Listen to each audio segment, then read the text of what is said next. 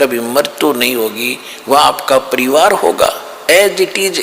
जैसे यहाँ आपके बेटा बेटी पोता पोती हो गए, भाई बहन है, और यहाँ तो पैसे के ऊपर 2 मिनट में भाई तो भाई लड़ पड़े, माँ बाप बेटे का झगड़ा हो जाए, क्योंकि यहाँ तो ओछा लोग है, सब चीज का अभाव है यहाँ पर।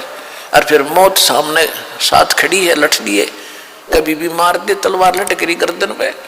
तो वहां जाने के बाद ऐसे आपका परिवार बनेगा जो आज आपकी शरण में आ गए, आपके परिवार में आ गए और भगवान की शरण में आ गए। और धीरे और भी जो आपसे पहले के संस्कारी हैं उनको भी भगवान शरण में लेगा, और धीरे धीरे फिर ऐसे आपका वहां जाकर के एक परिवार बन जाएगा। और वहां इतने बड़े आपके महल हैं, इतना खुला स्थान है, बाग बगीचे लगे हुए हैं, आपके प्रत्येक के महल उसमें आंगन में झूले डले हुए हैं, तालाब बने हुए हैं। देखो यहाँ आप देखते हो किसी भी अधिकारी अच्छा जो ऑफिसर लग जाता है या कोई घना सेठ होता है तो क्या करता है, बड़ी कोठी बनाता है, आगे बड़ा लान बनाता है, उसमें फूल फल दार वृक्ष लगाता है, उसमें तालाब बनाता है, तो वो उसको, और उसमें वो बैठता कितनी देर है, या तो उसका याद है कि हम कहीं ऐसे ठाठ करते थे, वह भड़ मारे है उसके, या उसका लाभ भी नहीं ले सकता, वो सारा दिन टेंशन में रहता है, सब सुबह निकल जाता, शाम ना आके घर बढ़े, वो किस समय तो उस बाग में टहलेगा, किस समय वो वहाँ घूमेगा, कब नहावेगा उस तालाब में। तो वहाँ जैसे आप पिकनिक मनाने जाते हो और आपको घूमते हो फिरते हो, कहीं पहाड़ी देखते हो, किसी बाग में जाते हो, आपको सारा दिन का पता नहीं कब चला गया। इसी प्रकार सतलोक के अंदर ऐसे ठाठ हैं और वहाँ कोई काम नहीं, जैसे ही बाप को बैठों को भोजन मिले, कभी आके खा जियो भाई, और कितना घूमो फिरो, खेलो कूदो, चाहे ताश खेलो, तो कितना आनंद आओ, आपने कहने की जरूरत नहीं। तो वहाँ ये है एक स्कूल विद्यालय है, आप इस विद्यालय में लाग गए वो काम करना जो यहाँ नहीं करना चाहिए था, ताश खेलना है, गुट्टी ये नाचना कूदना है, और बकवादों में बातों में ध्यान लगाना नहीं। ये यहाँ पढ़ाई पढ़ो, और इस पढ़ाई को पढ़कर तुम सतलोक जाओगे, वहाँ ये सारे सुख मिलेंगे आपने। वह नाचियो गाइयो, किसी तरह ठाठ से रहियो, वह मौत तो है को नहीं। यहाँ एक तरफ डांस कर रहे हैं, एक विवाह का दृश्य देखा, कलेजे में रखा उस दिन का दास के। सुबह पहले दिन वो नाच रहे थे, डीजे बजा रहे थे, छोरे का लड़के का ब्याह था। अगले दिन बारात गई, दुर्घटना होगी, दुल्हा भी मारा गया, और दुल्हे की कार में खासकर वह बैठा करे जो विशेष वीआईपी गेस्ट होते हैं, यानी बहनों के बटेऊ, वो भी साथ मर गए। 2-3 बहन विधवा होगी और आप मारा गया। अब डांस करके दिखाओ जो पहले दिन नाच रहे थे, इसी गंदे लोक में। और हम क्या कर रहे हैं, यहाँ तो रो का टाइम पास करना चाहिए आपने, मालिक को 100 याद करके और भक्ति करके वहाँ नाचियो कूदियो, कोई मृत्यु नहीं हो, ना कोई विकार है, ना अभाव किसी वस्तु का।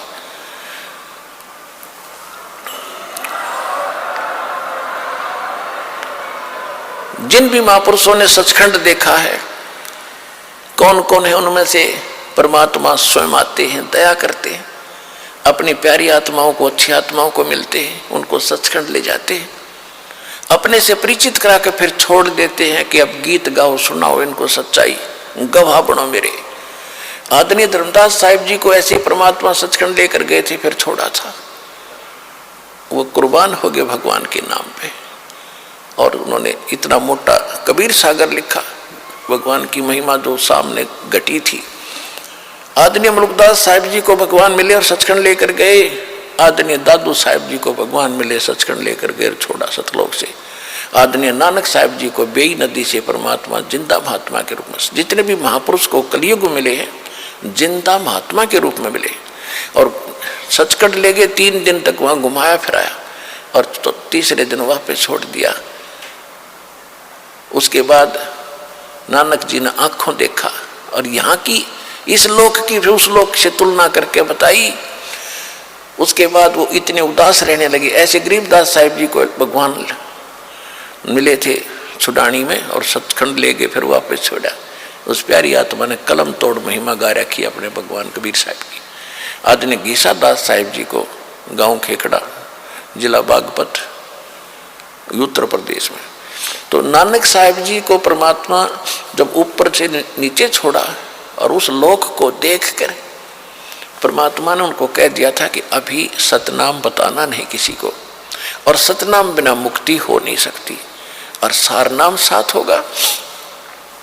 तो नानक साहिब जी को जब वापस छोड़ा और परमात्मा ने जब वहाँ कहा कि मैं बनारस में हूँ, काशी में, और एक जुल्हे का कार्य भी करता हूँ और वहाँ अपना ज्ञान भी प्रचार करता हूँ, यही ज्ञान जो मैंने तुझे बताया। तो नानक साहिब जी जब वापस आए तीसरे दिन, पहले तो उनको मृत मान लिया था कि दरिया में डूब गए, नाते में डुबकी लगाए थे, बाहर नहीं आए, सारे खोज लिया था, जाल लगा दिए थे। तीसरे दिन जो वापस प्रकट हुए, खुशी का ठिकाना नहीं। लेकिन नौकरी करते थे एक नवाब के वहाँ सुल्तानपुर शहर में, वह नौकरी भी छोड़ दी, और ये प्राप्त करने के लिए कि ऐसा ज्ञान जो मुझे बताया गया है ये पृथ्वी पर कहाँ है। अगर पृथ्वी पर ये ज्ञान है तो महात्मा या परमात्मा रूप में वही पाओगा। तो पहली उदासी यानी संसार से विमुख होकर के पहली उदासी नानक साहिब जी ने बनारस की करी थी, काशी की। रास्ते में जहाँ भी साधु संत मिले उनसे चर्चा की, उनके पास वो ज्ञान था ही नहीं, फिर आगे चलते गए। तो बनारस में जाके जब रामानंद जी का बहुत बोलबाला था, कबीर साहब तो एक जुल्हे रूप में घर में रहते थे, कुटिया में अपना कपड़ा बुनते थे, लेकिन रामानंद जी का बड़ा बोलबाला हो रहा था। तो रामानंद जी से मिले जाके नानक साहिब जी जो सिख धर्म के प्रवर्तक है। तो नानक जी साहिब जी ने जाते ही रामानंद जी से यही प्रश्न किया कि ब्रह्मा विष्णु महेश की क्या स्थिति है, इनके माता पिता भी हैं क्या नहीं। तो रामानंद जी ने बताया कि हे प्यारी आत्मा, पहले तो मुझे भी भ्रम था कि इनके कोई माता पिता नहीं, लेकिन परमात्मा प्रकट हैं आज इस बनारस में, काशी में, और मुझे सचखंड लेकर गए थे, मुझे वापस छोड़ा है। उसके बाद मैंने सारे ब्रह्मांडों को मेरे को दिखाया है, ब्रह्मा विष्णु महेश से परिचित करवाया है। आज मुझे पता है कि ब्रह्मा विष्णु महेश नासवान है, इनके माता पिता है। तो नानक साहिब जी फिर बड़े खुश हुए कि बनगी बात, यहाँ मिलेगा वो भगवान। अब देखूंगा कि वो जो सतलोक में था वो ही है या कोई और रूप में है। तो परमात्मा जिस रूप में वहाँ मिले थे उसी रूप में ऊपर सचखंड में जाकर और तख्त पर विराजमान हुए थे, जिंदा महात्मा के रूप में। और जो तेजों में भगवान थे वो खड़े हो गए थे, और वो उस जिंदा वाले परमात्मा के रूप में सारा तेज समा गया था, और वो अकेले ब्रह्मांड के असंग ब्रह्मांड के मालिक के रूप में सिंहासन पर वही जिंदा महात्मा जो नीचे से ऊपर गए थे उसी रूप में नो के नो विराजमान थे। उन्होंने कहा था कि मैं काशी में कबीर नाम से